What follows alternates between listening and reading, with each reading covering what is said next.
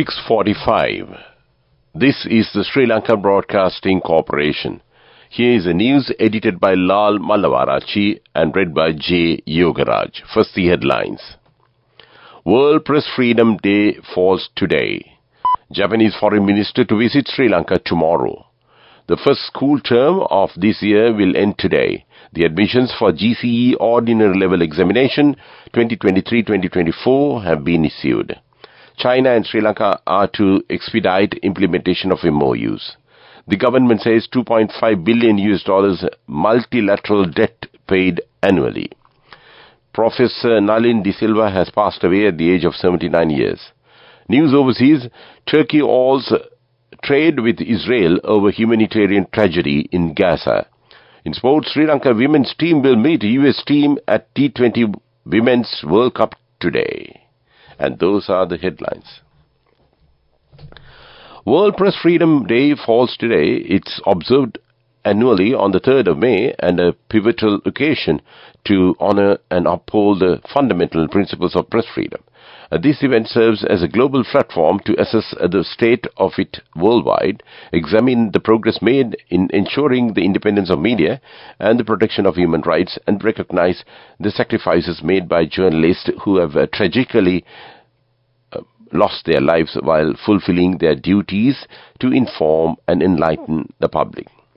It is a call to action to advocate for the independence of the media and the protection of journalists. It recognizes the pivotal role or the vital role that a free and independent press plays in upholding the public's rights to information and holding those in power accountable. This year, the government of Chile and UNESCO will host the 31st World Press Freedom Day Conference in Santiago, providing a global platform for discussions. Minister of Foreign Affairs of Japan, Yoko Kamikawa, is scheduled to undertake a 2-day official visit to Sri Lanka tomorrow. The Japanese Foreign Minister is scheduled to pay a courtesy call to President Ranil Wickremesinghe and Prime Minister Dinesh Gunawardena. During her visit, Japanese Foreign Minister and a delegation will also hold official discussions with Sri Lankan Foreign Minister Ali Sabri. Foreign Minister Yoko Kamikawa will be accompanied by senior officials of the Ministry of Foreign Affairs of Japan during a visit to Sri Lanka. This news comes to you from Sri Lanka Broadcasting Corporation. The Ministry of Education says the first school term of 2024 will end today. The second term of 2024 is scheduled to begin on the 20th of May. Meanwhile, the Examination Department announces that the admission for the GCE Ordinary Level Examination 2023-2024 have been issued. Accordingly, the admission cards of school applicants have been issued to the principals, while the admissions of the private candidates have been posted. If any exam candidate has not received the admission card yet, and they can call the hotline 1911 or phone numbers 0112-784-208 or 0112-784-537. I repeat those numbers, hotline 1911 or phone numbers 0112-784-208 or 0112-784-537. Finance State Minister Dr. Ranjit Siambala PTA says that despite the official suspension of the foreign debt payments, $2.5 billion has been paid in 2022 and $2.6 billion in 2023. The minister said that they are paying about $2.5 billion annually, and only bilateral foreign debt payments have been suspended. And before the suspension of the debt payments, they were paying about $5 billion annually. The government has maintained strict financial discipline, and the minister said that the government is dedicated to the people and those decisions are not popular, and government's aim is to make Sri Lanka a country with a strong economy. Philosopher, intellectual and political analyst Professor Nalin De Silva has passed away at the age of 79 years.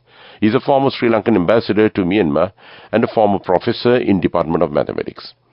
A former member of the University Grants Commission, he had also served as a Dean of the Faculty of Science at the University of Kelaniya.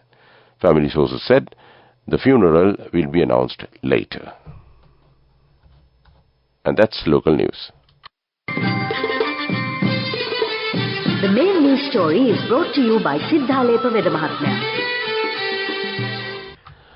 Chinese ambassador to Sri Lanka, Ki Zengong, called on Prime Minister Dinesh Gunawardena at the Temple Trees in Colombo yesterday to discuss ways and means of early implementation of the agreements and memorandums of understanding reached between the two countries during the Prime Minister's official visit to China in March 2024.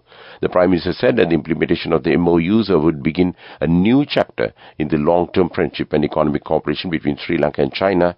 Secretary to the Prime Minister Anura Dissanayake signed the agreements on behalf of Sri Lanka, and the secretaries of 9 ministries signed on behalf of China. And that came to you in Top News. The main news story was brought to you by Sinhala Vedamahatmya. Moving on to Watchlight, the Met Department has issued a heat index advisories for northern, north central, western, Sabaragamu, eastern, southern and northwestern provinces and in Monragala district. The advisory is effective from today. Heat index, the temperature felt on human body is expected to increase up to extreme caution level at some places in northern, north central provinces and in Batticaloa and Trincomalee district and in the venues. And that values is expected to increase up to caution level at some places in western, Sabaragamu, southern and northwestern provinces and in Ampara and Monragala district, it said. And that came to you in Watchlight. Moving on to world news, the headlines. Turkey halts trade with Israel over humanitarian tragedy in Gaza. Italy bans puppy yoga on animal welfare grounds. Wounded orangutan seen using plant as medicine. And those are the headlines of the world news. Turkey has suspended all trade with Israel over its offensive in Gaza, citing the worsening humanitarian tragedy in the Strip. The Turkey Trade Ministry said that measures would be in place until Israel allowed an uninterrupted and sufficient flow of aid into Gaza. Trade between the two countries was worth almost $7 billion last year. Israel's foreign minister accused the Turkish President Recep Tayyip Erdogan of acting like a dictator. Italy's Ministry of Health has banned puppy yoga classes, saying only adult dogs should take part in order to protect the health of the animals as well as the safety of the attendees. In a note circulated on 29 April, the ministry said it was aware that organizers often borrow puppies from breeders, but because puppy yoga improves their well-being, it should be considered as a kind of animal-assisted therapy, which by law only be carried out by fully grown animals. The Sumatran orangutan in Indonesia has self-medicated using a paste made from plants to heal a large wound on his cheek, say scientists. It is the first time a creature in the wild has been recorded treating an injury with a medicinal plant. After researchers saw Rakus applying the plant to his face, the wound closed up and healed in a month. And that's world news. Development news. According to the Coconut Development Authority, an income of 19,131 million rupees was earned from the export of coconut-related products in March 2024. And this is stated in the monthly report released by the Coconut Development Authority on income from coconut-related products and exports. The report on the export of coconut-related products during the month of March 2024 was handed over by the chairman of the Coconut Development Authority, Professor Roshan Pereira, to Minister Mahinda Amaraveera. And that came to you in Development News. Moving on with sports news. The women's team will play their next match of T20 Women's World Cup against the US team today. So far, the Sri Lankan team is undefeated, winning all the matches they played. The team defeated Thailand, Scotland and Uruguay and leads the Group A. And that came to you in sports. Go ekak thiyana youth eකට life එකේ change එකට නියමෙට set වෙන්න ඇස් වහගෙන දැකපු වීන හැබැ කරන්න youth එකට නියමෙට set වෙන friendship එක මෙන්න. The all new NSB Ithru Mithru account, NSB IM, a plan for your dream. Business News, sponsored by National Savings Bank, the safest place for your money. Sri Lanka Tourism welcomed a group of mainstream international journalists and travel influencers to promote the destination for upcoming summer and winter seasons while highlighting the new tagline of Sri Lanka Tourism, "You will come back for more." The delegation arrived from the United Kingdom, France, Italy, Australia, Singapore, USA and Canada. Overall, the group of travel influencers and media carried an active global audience of 1.8 million via mainstream travel magazines' news publications. And that's business news. Business news, sponsored by National Savings Bank, the safest place for your money. Go එකක් තියන youth එකට life එකේ change එකට නියමෙට set වෙන්න ඇස් වහගෙන දැකපු වීන හැබැයි කරන්න youth එකට නියමෙට set වෙන්න friendship එක මෙන්න. The all-new NSB Ithru Mithru account. NSB I am, a plan for your dream. In economic news, the Export Development Board says that Sri Lanka's merchandise export performance in March 2024 amounted to $1,138.9 million, recording an increase of 9.7% compared to March 2023.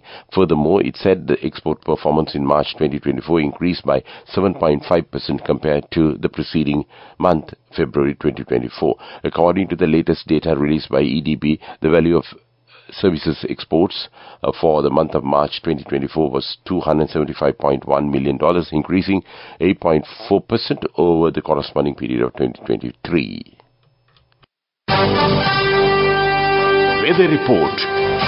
The Met Department says showers or thundershowers will occur at a few places in western, Sabarkama and central provinces and in Galle and Mathura districts after 2 p.m. Misty conditions can be expected at some places in western, Sabarkama and central provinces and in Galle and Mathura districts during the morning. And that was the weather report. To wind up this news broadcast, let's look at the main points once again. World Press Freedom Day falls today. Japanese Foreign Minister to visit Sri Lanka tomorrow. The first school term of this year will end today. The admissions for the GCE Ordinary Level Examination 2023-2024 have been posted. China and Sri Lanka are to expedite the implementation of MOUs. The government says $2.5 billion multilateral debt paid annually. Professor Nalin De Silva has passed away at the age of 79 years. News overseas, Turkey halts trade with Israel over humanitarian tragedy in Gaza. In sports, the Sri Lanka women's team will meet the US team at T20 Women's World Cup match today. And with that, we conclude this morning news broadcast of Sri Lanka Broadcasting Corporation.